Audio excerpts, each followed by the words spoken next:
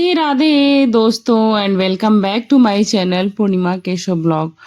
तो आज के इस वीडियो में हम बात करने वाले हैं श्राद्ध पक्ष के बारे में। आप सभी को पता है कि श्राद्ध पक्ष की शुरुआत हो चुकी है और श्राद्ध पक्ष में बहुत ही महत्वपूर्ण होता है गीता का पाठ सुनना या फिर गीता का पाठ करना। श्राद्ध पक्ष में आप चाहें तो संपूर्ण गीता का पाठ करें, नहीं तो पितरों की शांति के लिए और उनका आशीर्वाद प्राप्त करने के लिए, उन्हें मुक्ति प्रदान करने का मार्ग दिखाने के लिए एक बहुत ही महत्वपूर्ण अध्याय है, वो है 7वां। और दूसरे का भी उल्लेख किया जाता है, लेकिन जो 7वां अध्याय है ये अत्यंत महत्वपूर्ण माना गया है। ये वही अध्याय है जिसका माँ पार्वती ने भी वर्णन किया है और जिसका वर्णन कुरुक्षेत्र में कृष्ण जी ने अर्जुन के समक्ष किया था।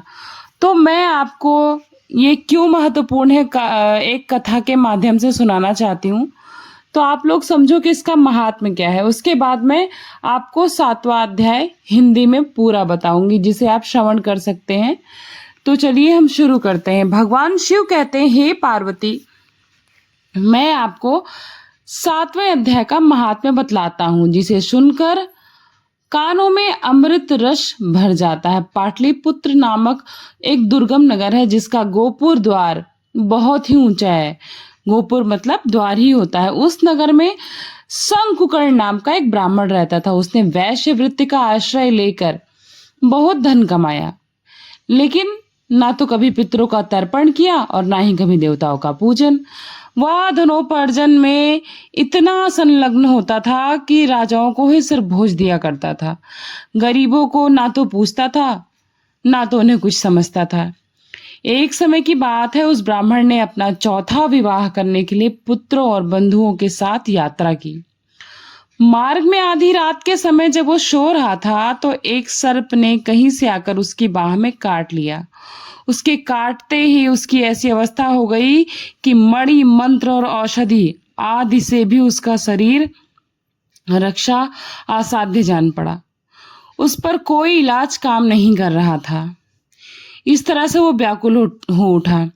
तत्पश्चात कुछ ही क्षणों में उसके प्राण पखेरु उड़ गए और वह प्रेत बन गया। फिर बहुत समय के बाद वह प्रेत सर्प योनि में उत्पन्न हुआ। उसका वित्त धन की वासना में मन बंधा हुआ था। उसने पूर्व वृत्तांत को स्मरण करके सोचा कि मैंने घर के बाहर करोड़ों की संख्या में अपना जो धन गाड़ कर रखा है, उससे इन पुत्रों को वंचित करके स्वयं ही मैं अपना रक्षा करूंगा। सांप की योनि से पीड़ित होकर पिता ने एक दिन स्वप्न में अपने पुत्रों के समक्ष अपना मनोभाव बताया। तब उसके पुत्रों ने सवेरे उठकर बड़े विस्मय के साथ एक दूसरे से स्वप्न की बातें कहीं।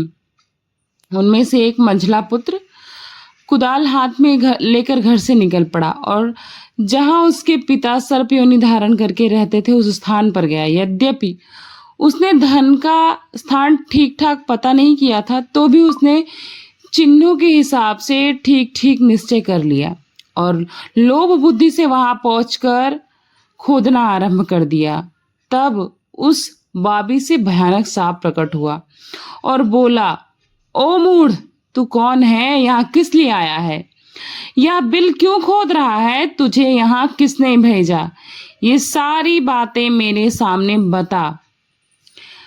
पिताजी, आपकी मुक्ति कैसे होगी, इसका आप उपाय बताइए। मैं आपका पुत्र हूँ, मेरा नाम शिव है। मैंने रात्रि में देखे हुए स्वप्न से विस्मित होकर यहाँ सुवर्ण लेने का कौतूहल से आया हूँ। पुत्र की यह बाणी सुनकर वह सांप हंसता हुआ उच्च स्वर से इस प्रकार स्पष्ट वचन बोला, यदि तू मेरा पुत्र है तो शीघ्र ही बंधन से मुझे मुक्त कर। मैं अपने पूर्व जन्म के गाड़े हुए धन के लिए ही सर्प योनि में उत्पन्न हुआ हूँ। तो उस पुत्र ने बोला, इसका उपाय मुझे बताइए, क्योंकि मैं इस रात में सब लोगों को छोड़कर आपके पास आया हूँ। पिता, बेटा, गीता के अमृतमय 7वें अध्याय को छोड़कर मुझे मुक्त करने में तीर्थ, दान, तप और यज्ञ भी सर्वथा समर्थ नहीं है। केवल गीता का जो 7वां अध्याय 7वां अध्याय है वही मात्र प्राणियों के जरा, मृत्यु आदि दुखों को दूर करने में सक्षम है। पुत्र, मेरे श्राद्ध के दिन गीता के 7वें अध्याय का पाठ करने वाले ब्राह्मण को श्रद्धा पूर्वक बुलाओ और भोजन कराओ। इससे निसंदेह मेरी मुक्ति हो जाएगी। वत्स, अपनी शक्ति के अनुसार पूर्ण श्रद्धा के साथ निर्व्यसी और वेद विद्या में प्रवीण ब्राह्मणों को भी भोजन कराना अनिवार्य होगा। सर्प योनि में पड़े हुए पिता के ये वचन सुनकर सभी पुत्रों ने उनकी आज्ञा अनुसार तथा उससे भी अधिक किया। उन्होंने आयोजन किया, ब्राह्मणों को बुलाया और 7वें अध्याय का पाठ किया और श्रवण भी किया।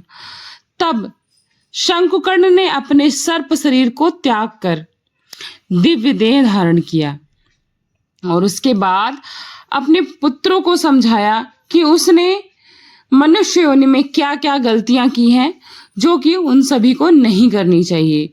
और इस समझाने के बाद अपना सारा का सारा धन अपने पुत्रों के अधीन कर दिया। पिता ने करोड़ों की संख्या में जो धन उसमें बांट दिया था, उसमें से पुत्र बहुत ही प्रसन्न हुए। उनकी बुद्धि धर्म में लगी हुई थी, इसलिए उन्होंने बावली कुआं, पोखरा, यज्ञ, देव मंदिर और गरीबों को दान करने के लिए, असहायों की सहायता के लिए, कन्याओं के विवाह के लिए, विधवाओं की मुक्ति मार्ग के लिए उस धन का उपयोग किया और अन्नशाला बनवाई जिससे गरीबों को परस्पर अन्न की प्राप्ति होती रहे, और वृद्धाश्रम बनाया, गौशालाएं बनवाई जिसमें बेसहारा गायों की तत्पर सेवा और इलाज होता रहे। तत्पश्चात 7वें अध्याय का सदा जाप करते हुए उन्हें मोक्ष की प्राप्ति हुई और उन्होंने निश्चय किया कि हम धनार्जन के साथ साथ धन का वितरण भी बराबर, जैसे अभी हमने धन प्राप्ति की बात किया है, अपने अर्जन में से हम हमेशा सहायता करेंगे गरीबों की, ब्राह्मणों की, असहायों की। और जब भी पितृपक्ष का समय आएगा हम 7वां अध्याय का कथन और श्रवण दोनों करेंगे अपने पितरों के लिए। ये बहुत ही महत्वपूर्ण माना जाता है। हे पार्वती, यदि तुम 7वें अध्याय का महात्म्य समझ गई हो जो मैंने बतलाया है, जिसके श्रवण मात्र से मानव सब पातकों से मुक्त हो जाता है, तो कृपया इसका प्रचार करें। तो इस प्रकार शंकर जी ने पार्वती जी को ये महात्म्य बताया था। और उसके बाद जो भी अपने पितरों का सम्मान करते हैं ऐसे लोग श्राद्ध पक्ष में गीता का पूरा अध्याय करवाते हैं, नहीं तो ये 7वां अध्याय जरूर कहते हैं। नहीं करवा सकते हैं तो आप श्रवण मात्र से ही आपको पूरे फल की प्राप्ति होती है, क्योंकि जो पितृदोष होता है हमारे कुल को कभी भी, वंश को कभी भी ना तो सुखी रहने देता है ना ही ये आगे बढ़ने देता है। तो इसके लिए आप सभी को ये उपाय करना चाहिए। अब सबसे बड़ी उत्सुकता की बात यह है कि 7वें अध्याय में है क्या। तो 7वें अध्याय का पूरा हिंदी वर्णन मैं आप सभी को बताऊंगी, क्योंकि संस्कृत सब नहीं समझ सकते हैं, क्योंकि सब समर्थ नहीं होते हैं उसको समझने में। इसके लिए आपको मेरा नेक्स्ट वीडियो देखना होगा, क्योंकि इसमें अगर मैं उसको समझाऊंगी तो बहुत ज्यादा बड़ी वीडियो हो जाएगी और आप सब नहीं देखोगे। तो पहले महत्व बताना जरूरी था। इसका महत्व यही है जो मैंने आप सभी को सुनाया। और अपने पितरों को मुक्ति करना चाहते हैं, अपने कुल वंश की रक्षा करना चाहते हैं आप सभी, तो मेरा नेक्स्ट वीडियो जरूर देखिएगा, श्रवण करिएगा और फ्रेंड्स एंड फैमिली के साथ शेयर भी करिएगा। तो चलिए, वीडियो अच्छी लगी हो तो लाइक सब्सक्राइब कर दीजिएगा। Bye bye.